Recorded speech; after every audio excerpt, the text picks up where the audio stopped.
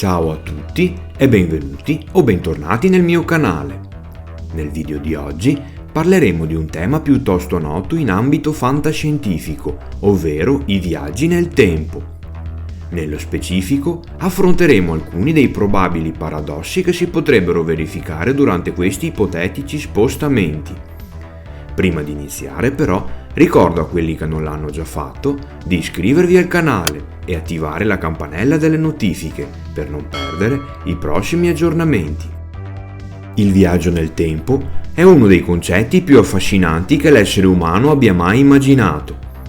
Un tema ricorrente in diversi film, serie TV e videogiochi di genere fantasy e fantascientifico, come ad esempio la trilogia di Ritorno al futuro e la serie televisiva Doctor Who. L'idea di poterci immergere nel passato o scoprire in anticipo cosa accadrà in futuro ha sempre stimolato la nostra immaginazione. Ma cosa accadrebbe se potessimo davvero viaggiare nel tempo? Saremmo veramente in grado di alterare gli eventi della storia o rimarremo intrappolati da qualche parte senza alcuna possibilità di uscita? Vediamo quindi alcuni dei paradossi temporali più famosi e intriganti. Iniziamo con il paradosso del nonno, argomento tra l'altro già citato in precedenza in uno dei miei short. Venne descritto per la prima volta dallo scrittore francese di fantascienza René Barjavel nel suo libro Il viaggiatore imprudente del 1943 e utilizzato per dimostrare l'impossibilità dei viaggi nel tempo. Secondo questo paradosso, se un individuo tornasse indietro nel tempo e ucciderebbe il nonno prima che quest'ultimo sposi la nonna o che riesca ad avere una discendenza, tale uccisione renderebbe impossibile l'esistenza di eventuali figli e nipoti e di conseguenza anche del viaggio nel tempo stesso. Ovviamente sono state proposte alcune ipotesi per risolvere questa contraddizione e in generale tutte quelle relative ai viaggi nel tempo. Secondo la teoria del multiverso, ovvero un postulato della fisica teorica che presume l'esistenza di altri universi al di fuori del nostro spazio-tempo, chiamati anche dimensioni parallele, il paradosso del nonno non costituisce alcuna contraddizione, in quanto ogni interferenza con il passato causerebbe delle variazioni soltanto in un universo parallelo e di conseguenza la storia si evolverebbe in modo diverso. Un nuovo universo parallelo, quindi, viene generato nel momento in cui avviene ogni singola interferenza durante un viaggio nel passato. Nei casi però in cui si presume che esista un unico universo, entrano in gioco le seguenti teorie. La congettura di protezione cronologica formulata da Stephen Hawking ipotizza che le leggi della fisica non permettono la nascita di curve temporali chiuse e che ogni forma di viaggio indietro nel tempo risulta impossibile. Secondo il principio di autoconsistenza di Novikov, è possibile andare indietro nel tempo, ma non è possibile modificare la storia, in quanto il passato è immutabile. Se quindi un individuo riuscisse a tornare indietro nel tempo e a uccidere il proprio nonno prima che quest'ultimo sposi la nonna, o ha ucciso qualcun altro per errore, o suo figlio, ovvero il padre dell'individuo, è stato concepito prima dell'uccisione. Collegato al principio di Novikov è il paradosso della predestinazione. Se un viaggiatore temporale torna indietro nel passato e viene coinvolto in una serie di eventi, la storia futura non potrà mai essere modificata a causa dell'esistenza di una predestinazione.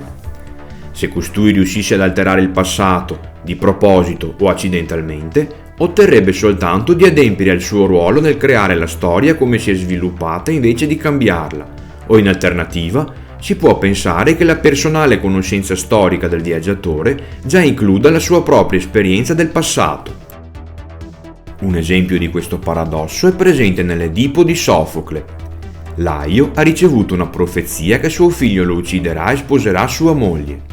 Temendo la profezia, Laio infilza i piedi del neonato Edipo e lo lascia morire nei campi, ma un pastore lo trova e lo porta con sé a Tebe.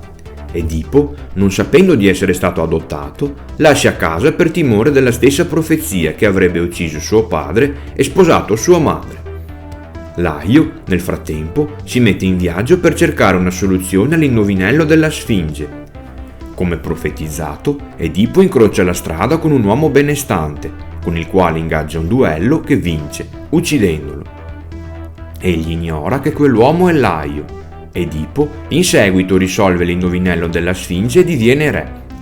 Sposa la regina vedova Giocasta, non sapendo che si tratta di sua madre. Un particolare molto importante che non viene mai menzionato nelle opere di fantascienza è la correlazione che c'è tra lo spazio e il tempo. Sappiamo che grazie alle forze di espansione dell'universo e dell'attrazione gravitazionale, ogni corpo celeste presente all'interno del cosmo è in continuo movimento, dalle galassie ai pianeti. Ora, immaginiamo che un ipotetico viaggiatore si trovi ai piedi del Duomo di Milano e riesca a compiere all'istante un balzo nel tempo di 10 secondi. Non ha importanza se verso il passato o verso il futuro, e prendiamo in considerazione soltanto il moto di rotazione del pianeta Terra.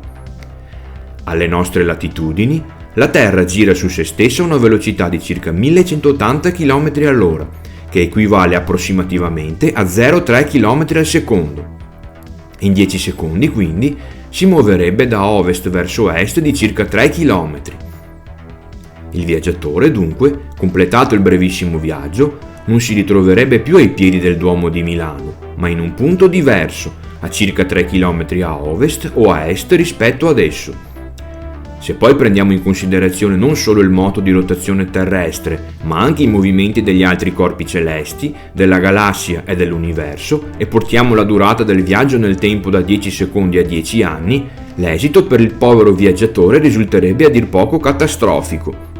Si potrebbe ritrovare disperso in un punto remoto dello spazio, o peggio ancora, finire disintegrato all'interno di una stella.